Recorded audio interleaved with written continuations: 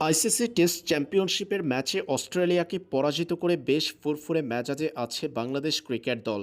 ৪ দিনে অস্ট্রেলিয়ার মাটিতে হারালো টাইগাররা।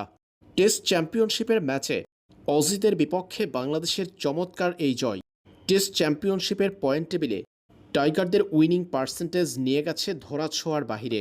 বর্তমানে টেস্ট চ্যাম্পিয়নশিপের পয়েন্ট টেবিলে চতুর্থ স্থানে আছে বাংলাদেশ। ৫ ম্যাচ থেকে বাংলাদেশের জয় ৩টি, ড্র ১টি, যার ফলে উইনিং পার্সেন্টেজ হয়েছে ৬৬.৬৭। বাংলাদেশের পাশাপাশি টেস্ট চ্যাম্পিয়নশিপের আরেকটা ম্যাচ চলছে শ্রীলঙ্কার বিপক্ষে খেলছে ভারত। ম্যাচটা মোটামুটি ভারতের নিয়ন্ত্রণে তৃতীয় দিন শেষে।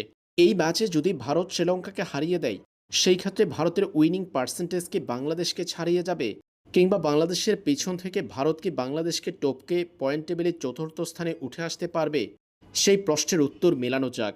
টেস্ট চ্যাম্পিয়নশিপের নিয়ম অনুযায়ী পয়েন্ট বন্টন করা হলে শ্রীলঙ্কার বিপক্ষে এই টেস্টে ভারত জিতলেও বাংলাদেশকে ছাড়িয়ে যেতে পারবে না।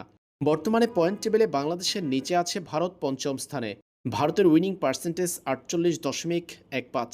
ভারত যদি শ্রীলঙ্কাকে এই ম্যাচে হারিয়ে দিতে পারে, সেই ক্ষেত্রে ভারতের উইনিং পার্সেন্টেজ হবে ৫৩.৩৩। ১০ ম্যাচ থেকে ৫ জয় ১ ড্রয়ে তাদের উইনিং পার্সেন্টেজ হবে ৫৩.৩৩। বাংলাদেশের সাথে সেই ক্ষেত্রে তাদের পয়েন্ট ব্যবধান তারপরেও থাকবে প্রায় ১৫ পয়েন্টের ব্যবধানে এগিয়ে থাকবে বাংলাদেশ। যদি ম্যাচটা ড্র হয়, সেই ক্ষেত্রে ভারতের উইনিং পার্সেন্টেজ হবে ৪৬.৬৭, যা বাংলাদেশের সঙ্গে তাদের ব্যবধান আরও বাড়াবে। তাই বলা যাচ্ছে ভারতের এই জয় কিংবা ড্র বাংলাদেশের পয়েন্ট টেবিলে কোনো পরিবর্তন আনতে পারবে না।